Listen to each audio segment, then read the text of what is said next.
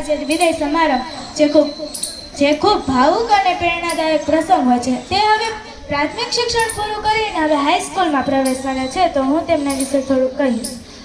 તમે આજે ખૂબ દુઃખની વાત છે કારણ કે 8મા ધોરણનો વિદાય સમારંભ છે. કહેવાય છે કે વિદાય અંત નથી પરંતુ નવી શરૂઆતની પહેલી સીડી છે.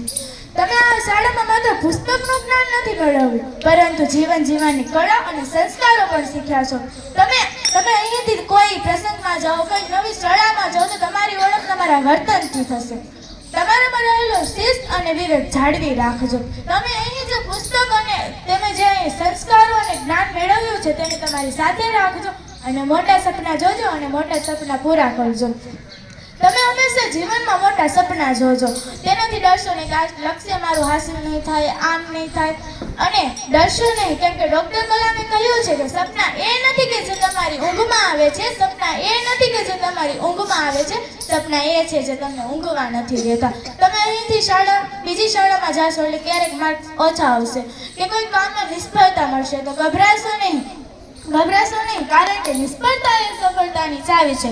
દરેક ભૂલમાંથી કંઈક નવું શીખજો અને આગળ વધજો. તમે ગમે એટલા મોટા માણસ બની જાઓ અને તો તમારા જે શિક્ષકોએ તમને અક્ષર જ્ઞાન આપ્યું અને જે માતા પિતાએ તમને આંગળી પકડીને ચાલતા શીખવ્યું છે તેમનો આદર ક્યારેય ઓછો ન થવા દેતા. વહાલા વિદ્યાર્થી મિત્રો, તમારી પાંખો હવે આકાશમાં ઉડવા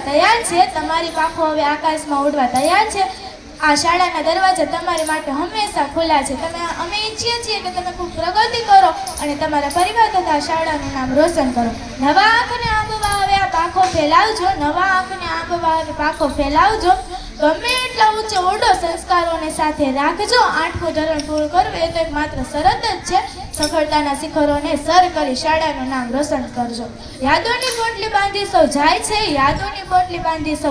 છે. 8મું ધોરણ પૂરું કરી નવી સફરે જાય છે. શુભકામનાઓ છે આ ઉગતા સૂરજને કે તમારા પ્રગતિના તેજથી આખું જગત ઝળહળાય છે. અંતે તો એટલું જ કહીશ કે તમે કોઈ લક્ષ્ય ધાર્યું હોય કે કોઈ પણ ધ્યેય રાખ્યો હોય તો સફળતાનો ટૂંકો રસ્તો હોતો નથી. ખૂબ મહેનત કરજો અને આગળ વધજો તો જરૂર તમારી મંજિલ પાસે આવશે. અને તમારા આવનારા જીવનમાં ખૂબ મહેનત કરજો. અસ્તુ. જય હિન્દ, જય ભારત.